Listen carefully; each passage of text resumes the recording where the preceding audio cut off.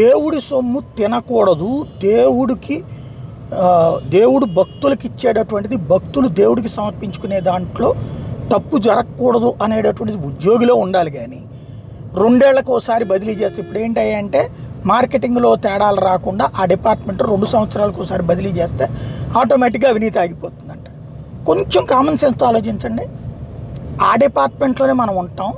తప్పు జరిగితే మనల్ని బొక్కలో దోస్తారు, జైల్లో పెడతారు. అసలు దేవుడి సొమ్ము తినకూడదు, పాపం అది అనేటటువంటి ఫీలింగ్ పెరగాల, వాళ్ళల్లో ఆ ఫీలింగ్ క్రియేట్ చేయాలా. 2 ఏళ్లకు ఒకసారి బదిలీ చేస్తారంటే 2 ఏళ్లలో ఉన్నంత వరకు సంపాదించుకుని పోదాం అనుకుంటాడు ఎవడైనా సరే.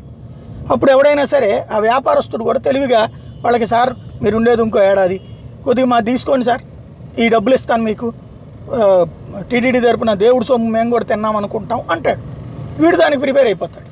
దేవుడే మీకు ఇచ్చాడు అనుకోండి ఇదని వాడి సెంటిమెంటల్గా కన్విన్స్ చేస్తారు. వీళ్ళు సెంటిమెంటల్గా కన్విన్స్ అయిపోతారు. దేవుడే మీకు జీవితంలో ఈ టైంలో ఇచ్చారనుకోండి అన్నారు. వీడు అట్లాగే తినేస్తాడు. ఇప్పుడు చేసిన పాపాలన్నీ కూడా, ఇప్పుడు తిన్నటువంటి డబ్బులన్నీ కూడా అట్లా తినకుండా ఉండుంటారా? నిజంగా తెలిసినే తింటారా? ఖచ్చితంగా దేవుడు ఇచ్చాడు అనుకుని తింటాడు. ఆడు కూడా దేవుడి పేరు చెప్పినే ఇస్తాడు. వాడు దేవుడి పేరు చెప్పుకునే తింటున్నాడు, దేవుడు సొమ్మే తింటున్నాడు. అది పాపమని ఫీల్ కావట్లా. ఫస్ట్ ఈ వ్యాపారులకి, టీటీడీకి సప్లై చేసే వ్యాపారులకి, టీటీడీ ఉద్యోగులకి ముందు నైతిక క్లాసులు పెట్టాలి.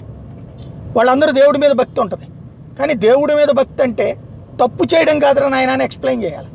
అది మానేసేసి మనం 2 ఏళ్ళకి బదిలీ చేస్తే చెక్ అయిపోతుంది, 3 ఏళ్ళకి బదిలీ చేస్తే చెక్ అయిపోతుంది అంటే రెండో కోణంలో జరుగుతుంది.